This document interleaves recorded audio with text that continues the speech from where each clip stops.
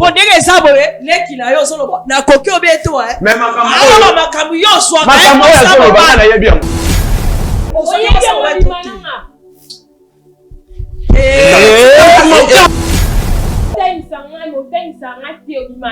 Mais quand ma classe, il y a les bisagio qui zala calme, on a ébi. Il va y a ce soir. Débat, caméra, belle, le maman. Oui, fille, maman, solo, bah, on a solo. Ça y a des ailes. Yo, t'es que non, la moussale qui n'a des ailes. Yo. Maman, solo, bah, on se confirme, maman. Yo, maman, comme ça, alors. Na bibi hein. Yo kokota na prison hein. Pozo toka makasi boye kam. Kandat. Ebi sa nzenda ko na tali ndenge sala. Oh. Mami yezo lo bayo mona wonde. Ko Ernio na fa. Mateka yena. Ko mekate. Oui. La bêtise n'est qu'elle dit. Bozela na. Oh. Tala. Suko moni inceste zo sai na lenge boye. C'est qu'il y a une pousse mon kobozotin de camarade spirituellement. La mukika abona tongo moko boye asi décida comment coucher na ndeko na ye tandis que ça na moi sur abala. Nous n'avons la délivrance à Boété, nous avons la délivrance au pasteur Chico Azo Sala Awa na push ministry, et Zalanga Mote na Batou, et ça forcé. Dès que tout le monde a délivrance, nous avons forcé. Nous avons des témoins sur Moutou facilement, et puis à Zoloba, donc ils ont Kamousangai, na zone Sengo, Mingi, mais tant que Zoya Awa, solution Zozala dans l'immédiat. Il y a un couple qui nous amène à la Mingi, on a découvert le ministère.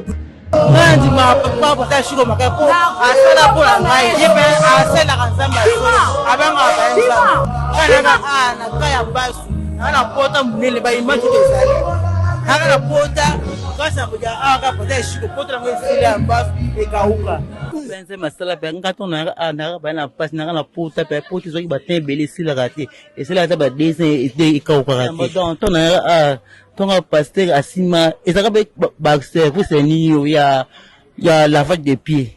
Tonga na kota na bassin wana bassin panzana to bassin panzana to la assemblée la pour langa sur la minute dans ba pote sile kauka. Tu verras la main de Dieu. Si hôpital bata bo koko ba pasteur ndeka ndenge mais atoka bo kokaite.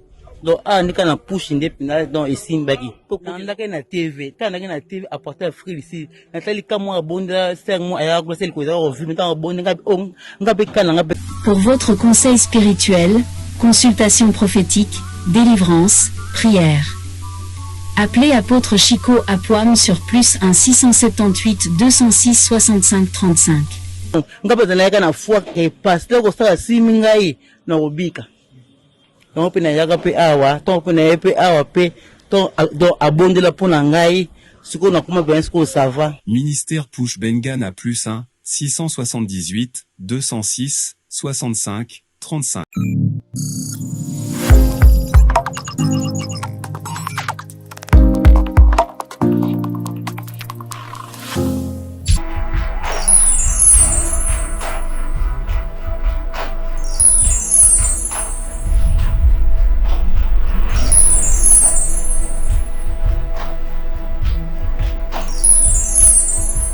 Tu peux prendre 7 ans, moi la vie.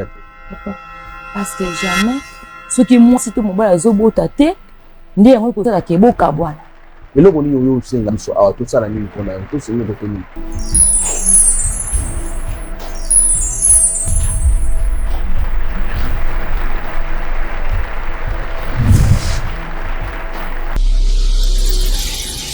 Chaîne chez Bisso Télévision, Facebook chez Bisso TV, YouTube chez Bisso TV, WhatsApp +243 97 35 88 380. Notre adresse, première porte Fikine, village Bracongo, dans la commune de Limete. Très heureuse de se retrouver encore une fois. Un grand merci à tous les téléspectateurs qui nous suivent à partir des 3W. Là, je vois Bisso Télévision. Faire plaisir C'est mon devoir. Mon devoir, c'est vous faire plaisir étant donné la présenter dans cette émission. Bravo Jésus, car cette émission a pour but de réconcilier les hommes avec Jésus-Christ de Nazareth. Vous êtes tellement nombreux, nous s'ouvrons un peu partout dans le monde, que Dieu vous bénisse vraiment abondamment. Pour autant la biso, ma soleil qu'on laissé comme ça, la pas si bien aimé dans le Seigneur. Dans le baramingi était, bandego ba roya, attends, on y soit qu'on aura courage, ya koya, qu'on mamna bango, mais, mingi etikalinga na yo, toko koka kobimisa mambo, to bo na motema te. Motema sanduku, motema etona mambo ebele, toko zwaka sanduku ya munene tozuli kunga eza lokola kadena toleki na kocha yango pe toti fongola ya monene pona nini makambo eleki ebele mukolo makambo Yesu Christ de Nazareth Jésus Christ alonga liwa alonga nyonso na mokili oyo akeli likolo na se alinga biso koleka bato nyonso tu bolingo ne ezanga définition bien aimé dans le Seigneur c'est libéré. Ce que la Bible dit, si Christ est enfranchi en nous, nous sommes devenus totalement libres. Renoncer la mabé, confesser, et vous allez vraiment malamu mingi, parce que nzamba linga hingana tozana image na ye, c'est-à-dire tozana nature ya bonzambe. Parce que la Bible dit créer l'homme à son image. C'est-à-dire cette image-là, c'est Christ a voulu tozana ngo. Makambu na mokili, c'est pas kotambola tambola, rise na ye, et détruit biso tozwi nature ya Satan. Mengonge beti, o tala ngai, oza wapi, biro wenze, nandaku, na kwena omoko vande ko chache telefone okuteli na ngai, mais mungongo na ngai lobi na yo, yamba Christ comme Seigneur et Sauveur. Ah, yamba penda Christ comme Seigneur et Sauveur. Sokoza na wenze, na biro, yamba Christ. Azala mokonzi pe mobikis na yo. Voilà, merci beaucoup. Merci na maneronyo surtout à soutenaka. Chez Bisso Télévision et pourquoi pas Orphelinat Bravo Jésus. Zamba Pambola Bino. Continue toujours à faire du bien pour nos enfants. Et vous allez vraiment malamu mingi. Webi bien que tout ça, mambebele, kolia, ndaku, mambezebele yabana. N'hésitez pas là où vous êtes. Kanisa na biso, Zamba Lola. Ah, et voilà, merci aussi, que Dieu vous bénisse. Merci beaucoup, Nabatoto ya Katanga. Vraiment, vraiment malade. En tout cas, ça les ala qui vraiment, Dieu était au rendez-vous.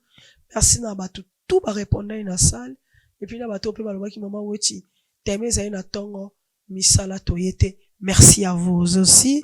Zambé, allez grand pambola bino, merci à Israël, merci à Papa Zara, à Capita derrière cette réalisation de cette émission, merci à l'équipe technique Mobimba et pourquoi pas à Papa Elissi Nanduku, merci à tout le monde, Oyo, Bazana pour sala qui est Tobima, na Bililingi ya Malam.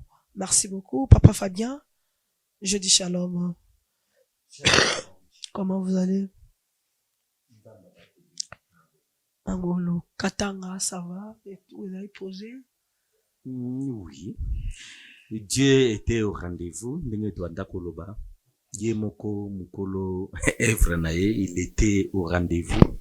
En tout cas, Batu Ebele, Bamoni Loboko Nzambe. J'ai béni ces dieux-là parce que, Azoti Kabisote, à chaque fois, on est toujours la présence nae, Yepe, Azo Kambabiso, en tout cas, j'étais émis comme on a makamundenge salemi na Grand Katanga qui est un peu différent par rapport au ndenge salemi na Kishasa. Vraiment. En tout cas, na tondi nzambe wana. Merci beaucoup. Yaya, bonjour. Babego la kombona. Kombona neza Willy Vitumba. Comment les anani? Willy Vitumba. Ah, Matumba. Yaya kombona. Plamezi. Na bibino. Moi c'est maman Wichi. Papa Zapembe na bino, aza l'homme de Dieu. Thomas Fabien. Et puis soyez le bienvenu. Na chaîne na biso, ya chez biso. Papa zoga ma biso na prière avant tout sur la mamboye là. D'accord? Papa Fabien kabiso prière. Toko sambela.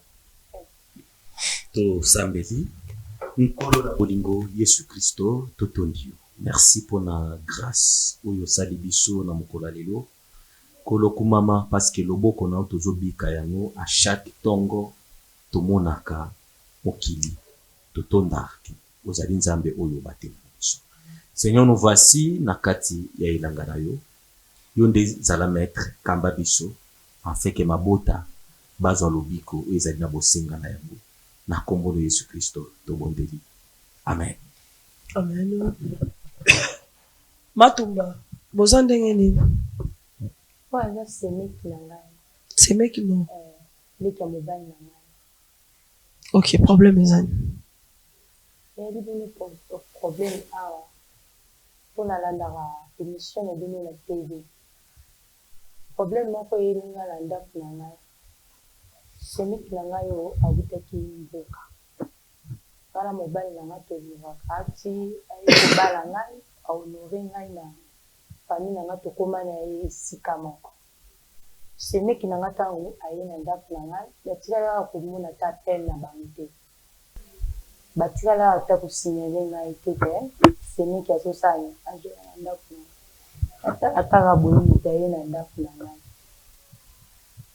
Nayambi ye mpe bien mwana yango mpe aza na epoli aza respect so na tindi aboyaka te. Soki nake koteka nayaka so nazongi nayaka kokuta Plamedi oyo mawa azalaka susi natunaka Plamedi eloko nini ezolekana. Plamedi ayebisaka ngai ya Wilvie eloko te. Premier jour nabeti kara, deuxième jour naye kotuna Plamedi nini ezolekana. Ya na abetaki yo so abetaki yo so asalaki eloko mabesani yebisa ngai. Plamedi alobaka ya Wilvie eloko te. Ezalaki na jour moko Plamedi ayaki koloba na ngai ate eloko wana okoka ata koloba ngo te esalanga motema pasi esalanga motema pasi nde na boye motema na ngai ezo nayebi te soki nakata bilamba eto nasala ndenge nini okoka ata koloba ngo te otuna ye moko Plamedi ayebisa bino eloko ozoloba okoka te.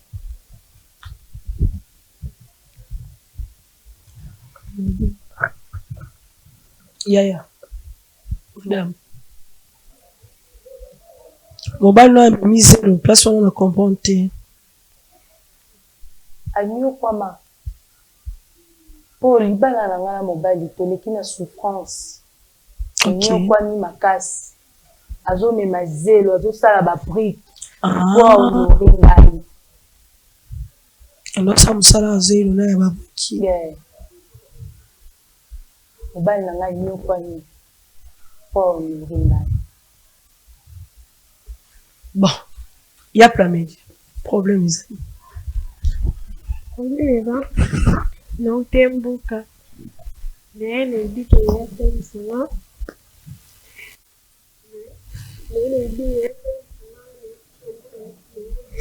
ya Plamedi na oyo kote naye nautembuka naye nayebi ke ye otelisanga na comprendre ti depuis a so mwasi yayeke koteka yayapaki na kosala songa tika na ndako naye azongaka asimbaka nga na nzoto première fois asimbisili nga so na boyi omona biti deuxième fois asimbisili nga eka bongo troisième fois nde ayobima wana nakoka te navandaka mambo nakoka koloba te namona so nalobi peut-être mwasi yaya akobomama akomona ke ngaleki semeki na bebu nakoka koloba yaya na wana yaya no propre. Bobimi combien de fois? 3 fois 4 fois 3 à 4 fois. Oyo ndeko na mobala kushaka siko ezala ndeti nde nini? Expliquez nga non, ça s'est fait comment? so yaya akela mosala mwasi yaya mpe aki koteka Le fait que moi c'est acquis, il y a avec l'année où ça a été, après-midi à Zoranka, à salir de Gastimbi, après acquis, Cabo.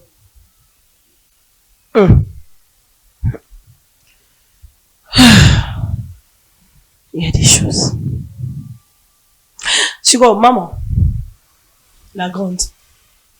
Tant que y a des bisaki au bout, yo solo là na mobile no.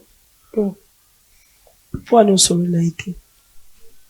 natalaki boye soki nalobi naloba na ye elingaki créer kaka désordre na ndako nayebi mobali nanga ndenge azali ondo alobi nabombaka eloko lokola mwasi ntango oza na ndako na fo obomba salite ko nde nalandaka émission na bino na tv bi etindi nga nasala naye apa na bino botalelanga likambo oyo ezoleka na foyer na ngai.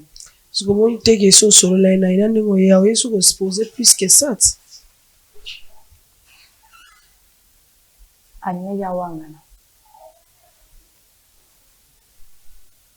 Son solution plus oye awa poto sa kasini.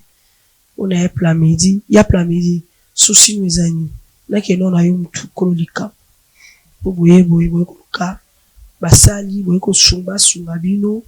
Baluka neni bako lakisa bino to sa kasini. Oza bezo zo mboka. Osani to kanisa yaya. To tient na prison.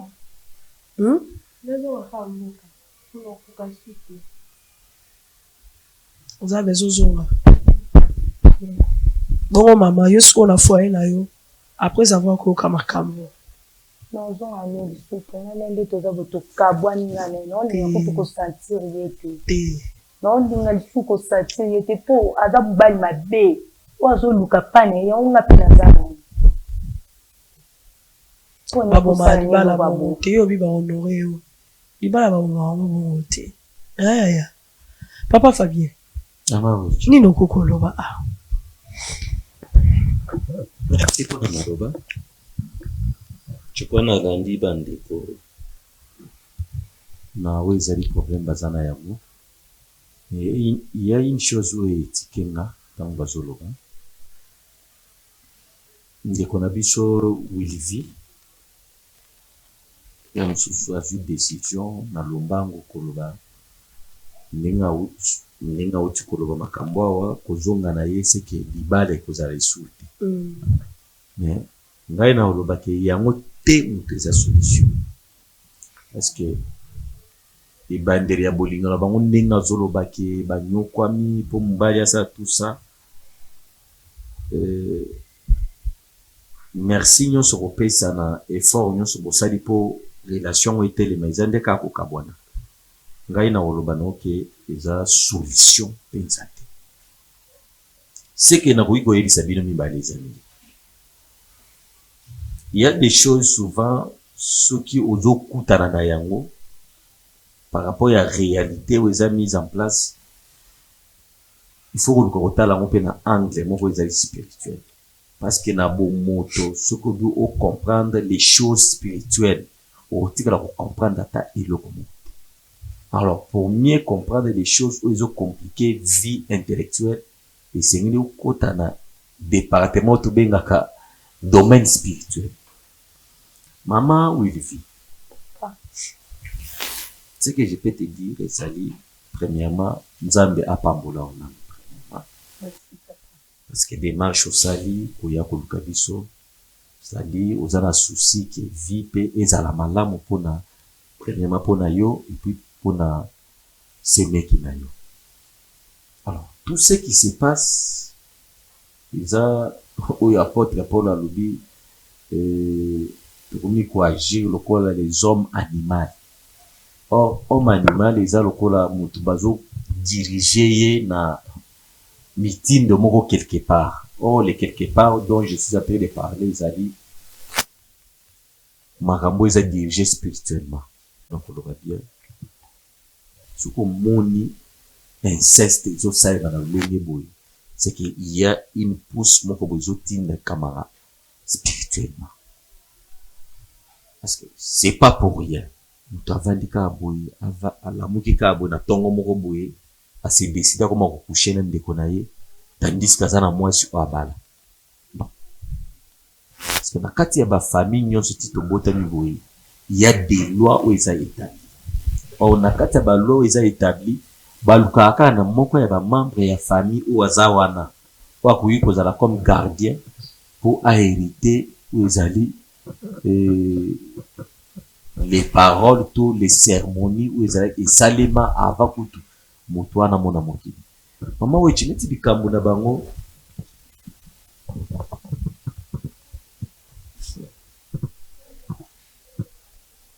il y a des choses où esalemi spirituellement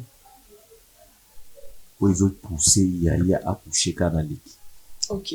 Parce que c'est pas des choses où ils allaient normales. Comme Yaya doit insister bon parce qu'il y a une force où ils ont poussé à ça la kayami. Et puis il y a des familles mususu ezalaka ceux qui accouché dans des côtés moyens à kutana na asangana na mwasi na ye exact. Donc c'est que loi wana ils ont poussé mutu à ça la kayango pour remplir où ils allaient ba critères oyo spirituellement esalemi na kati ya libota. Mama où il vit mais ce que tu peux faire ezali moi démarche dans le premier pas au sali ya koya oluka biso. Ce que tu peux faire ezali telema na losala parce que so moni mobali azo pousser bongo, c'est-à-dire il est réclamé spirituellement azolinga a protéger où ezali qui tue na bango ya famille mais azo sala ngo d'une manière où même lui-même ayebi force et pousser. Alors koboma na we libala une par exemple komba na yo pe ya kati ya famille na bino opi etinda yo oboma libala wana po esala soki ndenge nini nayebi te. Donc déjà nzamba ça permettre au bali na difficulté de la vie. Ce que tu peux faire ezali otombo la vie de Dieu. Kosambela pona ndeko oyo, kosambela pe pona mobali na yo. Lien wana o ezotinda ya sala ka makambo oyo ezala rompi afin que bo vivre malamu na kati ya libala. On a koyi koloba na yango wana mama. Voilà, merci beaucoup Papa Thomas. Madame, je pense que ok, Yaya nayebi ke tito jongawa nzamba oyebani na osala na lolenge moko songolo pakala po enda za centre ya tout. Et voilà, on va prendre une pause et puis on se retrouve. Merci. Bobengela ngai afana modi vi na ye. Wala mwasi na kata kama tedi misai sukoi.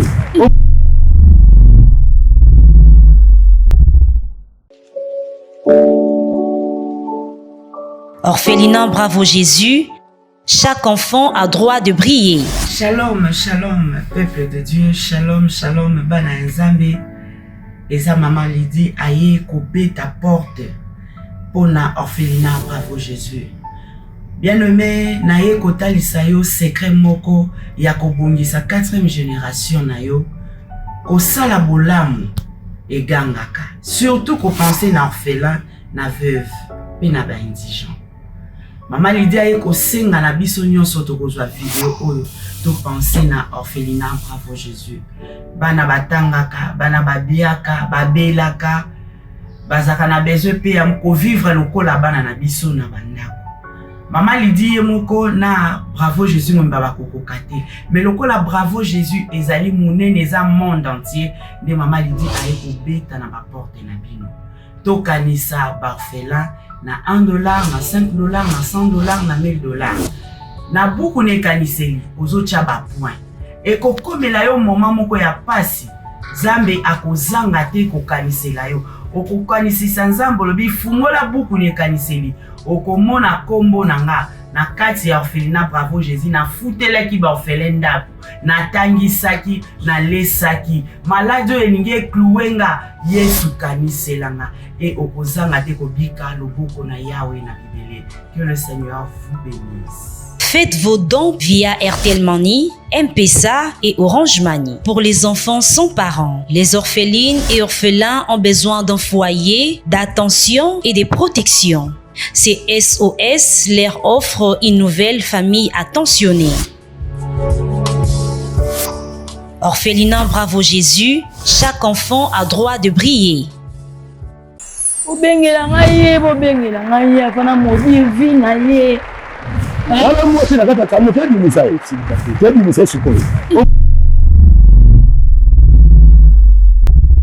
Voilà, merci beaucoup de retour sur ces plateaux. Orphelinat Bravo Jésus, situé dans la commune de Matete, quartier Via Zalimera, 27A, référence pour Matete. Bah, nous sommes là, les enfants sont là, venez visiter les enfants, soutenir le veuve, le vieillard, et cause à la vraiment, malin, na waramingi, lona, na musa, na nzambe, po yara priya nga sa ratango nyonso, yo pesa na priya ngo ba, nzambe nga na sa no nelanga, na yo kota na ndaku na nga, omona ndenge nzambe, ako mi monisama. Moi wetu, balbabo ouais, papa to balbabo na chiwa. Ozobo malanga. Benga wakwetu. Wakwetu. C'est-à-dire oyabiso. Yabiso hein. Yabiso tumbala biso. Bon non? OK. Soyi mobala kotia. Mobali na yo. Obi bobandile na passe honora yo etu. Eke ayo kuta yo. Et que vous assure surtout on doit poser ma question là à cause d'un langage facile ya ndima ya sanyango nengo yebi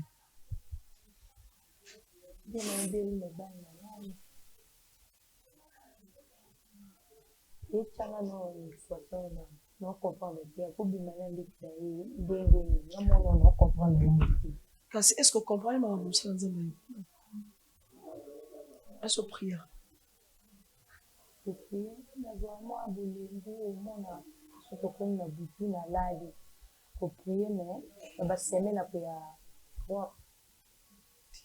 il faut cultiver via prière, hein? Cultiver via prière et comme hein? N'ayez Bible le baraké que cet livre ne t'éloigne pas de vous, médite les jours et nuit, comme ça prière, joie l'esprit de la prière écoute la carte. Parce que ce l'esprit de la prière est vrai la carte na yo. On doit comprendre dans ni musala nzambe alobi. On doit comprendre na niveau ni oyo. Ya muto azali na foi chrétienne na. Voilà. Là je vais voir du côté de la régie ceux qui de quoi commis koki kokoti biso mais là en attendant je vais essayer de récapituler moi qui est likambo parce que vie ma famille même l'enfant est abattu kota la eka aboye il y a même pas demandé l'âge on a qui c'est encore un petit enfant et pourquoi ne pas à salango on ne sait pas tant de questions mais c'est que papa Fabien vient de dire je comprends que ce sont des choses spirituelles. La dame qui est là c'est une femme mariée à Bali Mobile naye ya vous avez des enfants bobo tina mobile non babo tina no mobile c'est compliqué ça. Baboti mobile na été mais aza marié babanya mobile na pasi du coup il y a un jour aye komona mobile ayelié ndeko ya mwasi akobi azalile kinaye ba évoluer ye pate kaka lokwa mwasi aboyi atika kozana ndaku pona soutenir mobile na ye a oteka mobile pa oke musala pona kokangisa mwa nini oto ko sala pona venir à lobby. Bon ça dépend des hommes mususu pe balinga libali basi basalati. Mais il y a d'autres personnes, basi basala. Et ça, équitable, c'est-à-dire, prendre de vie équilibre. Alors, ndekwaye, amoni bon, les kamubal nanga, quoi faire, nani le quoi salati. Accepter, ma frère. Mais c'est à chaque fois, ceux qui ont ou taroté, kazo, yakuta, comment okuta attitude, ya petite sœur. C'est quoi, ça, c'est mec qui n'a pas plamedi, n'est-ce pas? Le nom c'est plamedi. Akokuta kayango, malam.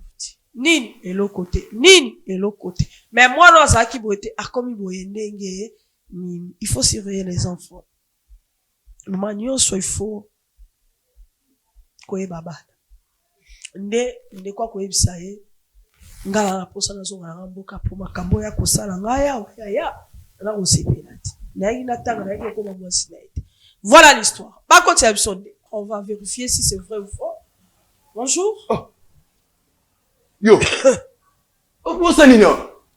Monsieur. Hein? Est-ce que va bien ngai donc pour bakamike bele boye. Comment ça nino? Papa. Hein? Papa, Nini ekamso. Bango, nandimete bakozala awa. Basa ndenge ni. Yo. Obimananga. Ekamso. Kamno, mamyoso bana mwana. Non, makamyoso bana ya mwana na miso batu. Mon cher. Tala. Na c'est naïve makamyoso bana ite. Oh, yakana. Na wachite yo. Oh mon cher, yakana. Eza nini yo juste là, bali mundi bakamye dele boy. Oh, mais ça raté. Comment bango na komona ba? Awa, na ndenge ni. Malembe. Malembe. Yo, ngana bini. Oh. Tala, na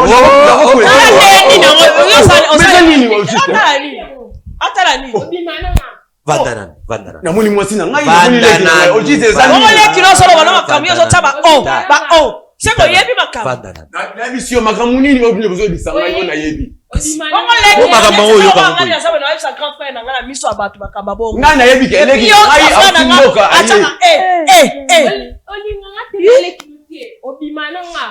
Yo, mambo yoso banga yango na miso abatu. Oyebi en tout cas, nebi leki na nga mwasi na ngai yeyo. Mais na kamwe bakamoni ba caméra belé boye. Ba me manga ba place ya boye. Est-ce qu'il y a le sens? L'essence. Oh, is it l'essence idée? Kana yoka. Biso to ndimi biso te to moi net lokwa yemo azoko selo makambu. Yango photo lukato yebana. Ndabi makambu nini ya kosi na oyo ngala ebite. Kasi wazo ba. Tala. Na ko beta yo. Okoki obete to il faut bete mbala moko. Pour dire ça boye leki na yo solo na koki obeto mais makambu. Ah makambu yo so makambu ya solo ba na yebi yango.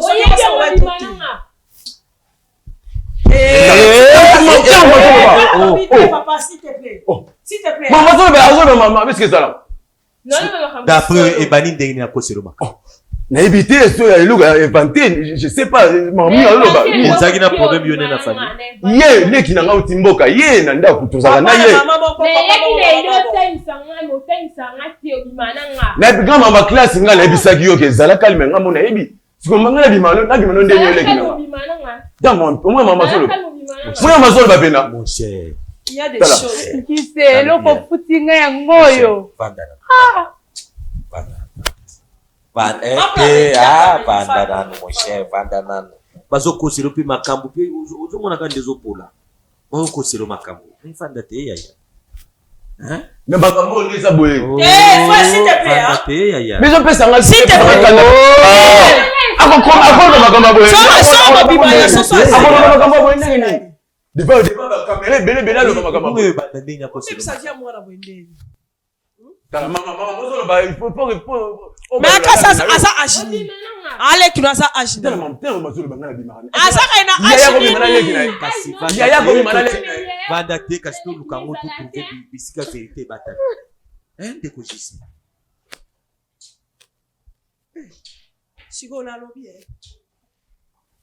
Papa. Maman. Sentiment ngo zwa ki yango ezale ya nini? Sentiment yozo yebisa ngai. Sentiment ya nini? Tika na ya pe ali boso na sentiment na ngai za ngai na mwasi na ngai. Wilfin. Ezala swe. Mwasi na yo alo. Ngai sasa sentiment na yo. Kai boso lo bosimba ge sute. Ah bon? Wilfin mambo zo ba yango na ngai. Simba ge solo, solo. So lobi na la musainga deze. Yo te. Te que non la musale ki na deze. Yo. Maman zo lo ba yango zo confirmer maman. Mambo zo ba zo confirmer que na éviter. Bino bo yo ka ngai te bo yo ka. Nga problème na ngezali. Bandi ndenge nini ozwa leki na yo mwana mama na yo mwana papa na yo zui na bina sali olongoli etlamba yo mambo komisa ballon na lobi yo kokota nga prison yango zo toka makasi mais on compte prison pour ça bine pour on a compte ba soda aba yo ka comme ça to expliquer on kuna ah bon pozo toka makasi boye kam kandat wewe sasa ndio ndenge sala ya ko loba ngamba ngamba boye OK pour expliquer à la police yo legi na nga yo ko loba OK pour ça on a pas so kosa donc on a pour ça pena ke ngai libana ngai ya mwasi na ngai mifeka on va siko ye virginité là on va ye virginité là akasi yango ezate ya okabola bitumba on va ye virginité là oyo ki souci à mwasi na obo ya leki mambo solo bana yebi yango te mambo yebi yango oza conscient ya yebisa biso ezalande ya vandana ngamba boye boye patu ba esquisser nga penda lelo monsieur pesi nga kanda bozo benga ngai même ko benga nga boye te to yebi ke choka mais au-delà ya kanda luka pe omona mabe moko pe kozala pe esalemi wana kaka kolakanta mabe ani oyo leki no propre oui nayebi leki na ngai tata moko mama moko oui siko toswana atake mobali d'après yo ekosalema ndenge nini ya kosela oke yo bimi na ye ebi eloko te elo bainvate te devant ngai ngai nakobima na est ce que yo kobima na leki yo kobima na leki na avant ya kai kamoko problème na ye oyo créer ke akoselo makambo mais faut tourner bien. Vous tournez bien. Est-ce que makambo alobi est-ce que na mboka ya yo film qui était poigné. Hein? Oh. Hein? Ah, boza makambo pene ya boye o boza nango na ndaku. Na yo pe mwasi na zo permettre koyati awa. Ayo. Okanga tele. Ino mona ki na kata nzoto na ye. Po ya zo wanga na lobi. Yo bima na ete. O mona ki papa s'il te plaît hein. S'il te plaît. O mona ki nini tango bande kolongola bilamba. Yo mona nini yango esa elembo to longole bilamba. Bani ba ke kotela bimoko ba longole bilamba. Ako c'est qui pour le mole qui est erni. Ako c'est qui. Yo zana ile. Qui sait? Qui sait? Yo,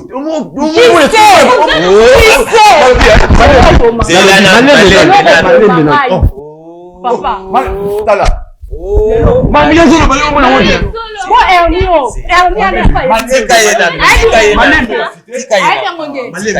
Bien ngonde ngendi. Aye bien ngonde. Mama pardon. Omona mambo zo luka. Wana Ernio to malembe na. Ozana Ernio toki. Ya yebi akote. Ya yebi ndeni yao. Ona esa makambo ya ngai. Akenge kyo la touche. Esa makambo ze. Akenge kyo la touche. Monica.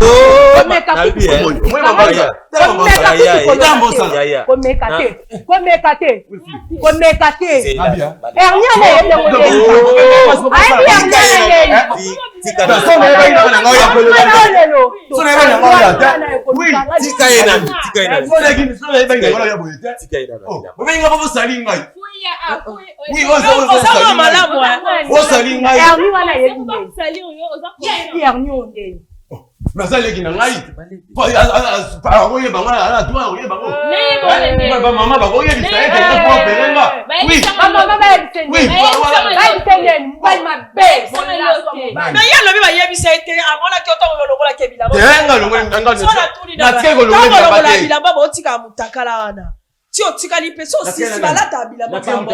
Na lola mutatika na mutana mwasanga. Boso na yede. Na yede. Na ko tsamba. Yo simba na nga. Obima na nga. Ah, tika ko le babo. Na saka na yede. Semene nga no obima na nga. Ezali ya pesa, suki no kangisaki. Baba baloba. Baba lema kamo ya abem sile kila comme ça baba suki. Yo simba nga. Il semene yo suki. Yo simba. Désolé ba sala ngabo. Est-ce que ça? Les autres ni yango tika makamo. Na sale logo te yo continuer. Obano sa omoninga no lelo. Ibale si. Wasuya na ibale si. Ozasuya na masiye. Solo. Na commune. Na commune. So di ba to na commune. Boyo na. Na bi ma tende. Yo ya na mate. Elo kana mona bo tante ngai. Na kati kutu musala pona ya okay na kuta baba. Yo so ke expliquer la police. C'est la bêtise. Ce sont des bêtises. Oui. La bêtise c'est qu'elle dit. Tala. Bobunda te. O mekanga. Tikayena. O mekanga. Tikayena nute. Oyebinga tiye ndongo zabo. Obosani wilbi. Mama. Na tunyo so obosani wilbi. Mama Ezani. Yaya. Oko kanga bo ende. Tizani pa bo point. Boyo liga kango sasa ni papa. Oh c'est trop papa. Eh? Omoni siko oyage oluka biso poto sani. Papa, kanda. Oui, na congolais bon solution. Papa, moi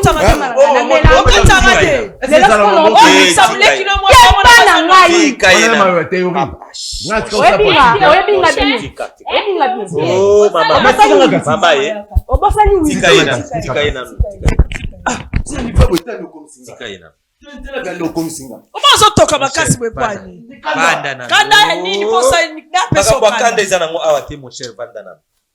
Vanda nano makambo kanda eza nango. Zakate? Te. Eza la kako? Oh, zakate. Et puis vous confirmer le moko boye, on ngai mona. Balobi osana ennemi papa. Ya famille na biso. Famille na biso so na ba. Biso nyos. Zana ennemi.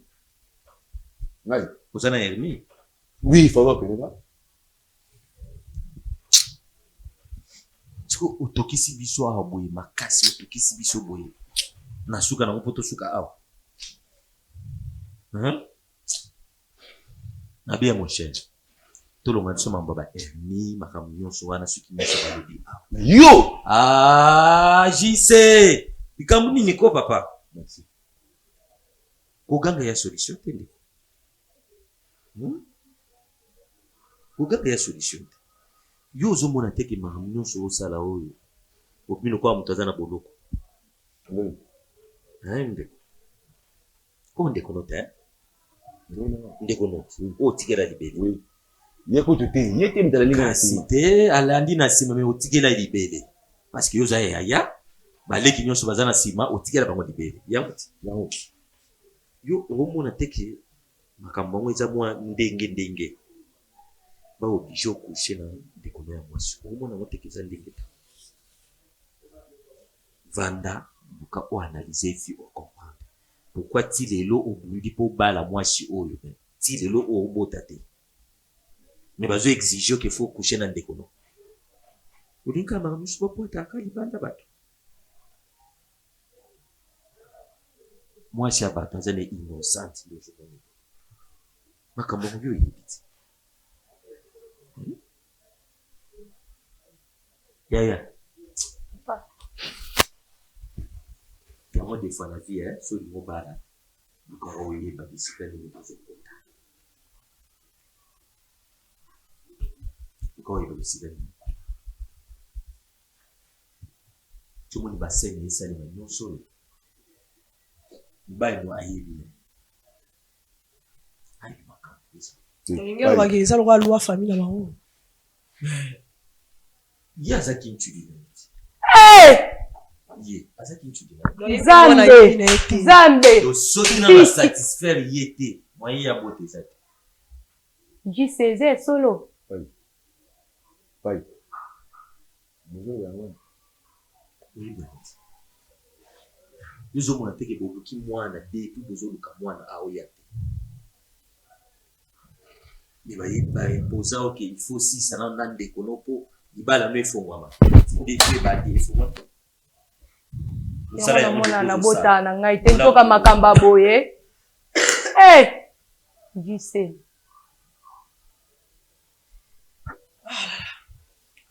Ma où il vit ce qui où il vit. Ils ont makamba yebisaki. Basi déjà qui soit sali à vous, ndé makambo ne efongwama na ti. Bon, on moniteur na badaki ya insistaki. Pai. Pour la vie de prier. Na kati yote to sola masolo. Mukoro mususu ngai namoni akena to sana solo mukoro mususu Okokende ya soni. Okay, ya soni. Au revoir. Papa. Au revoir. Voilà. Merci beaucoup. Merci à Papa Thomas. Yaya, eza loi ya famille na bino, c'est-à-dire il faut les calmer. Ba prière, je pense qu'après awa toye bani to ko sala, le quoi grand frère le ba solo là. Oye bandeni ko sala. Ona oye bandeni ni yako luka o le kana délivrance o ko sa loi ya famille. Nous voilà, on arrive à la fin de cette émission. La loi ezali ba famille beleza ba coutume et belé mais toza obligé de respecter loi ya solo o esengé to respecter za loi ya Christ. So Lévitique et ya makabo o famille o ko imposer biso ngote. Yom tozara na ba loi au sein la noka coutume, faut faire très attention. Qui ba le bokuta na ba prendre bébé. Vu une cause la déséquilibré à cause ya oyo ra famille. Ko ra famille na malamu, mais na mambo ezo salo ya mabe ya obimana ndegono, to na mama na yo, to na neve na yo, to na nièce na yo, to na cousin, to na cousine, c'est-à-dire membre ya famille na yo, eza mambo des amis malamu. Ke toke ba na loi, loi eza malamu, loi est dit ça. Voilà. On arrive à la fin de cette émission. Soyez Christ Azon, Tenga Motokutani, Mbala, Yassima. Que Dieu nous bénisse. Merci, Juleric House. Hé, alors là, Juleric House.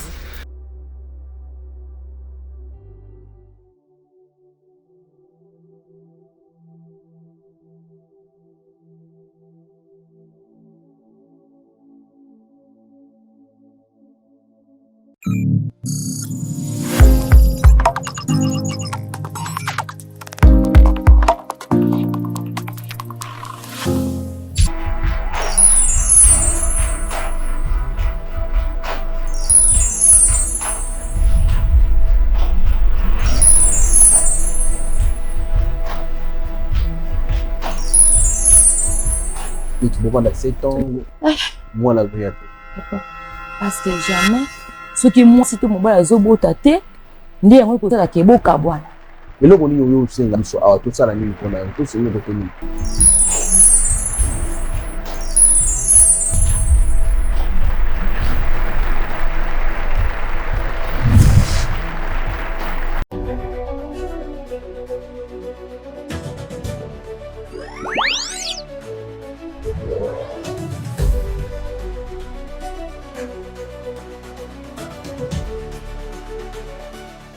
Chez Bissot Télévision,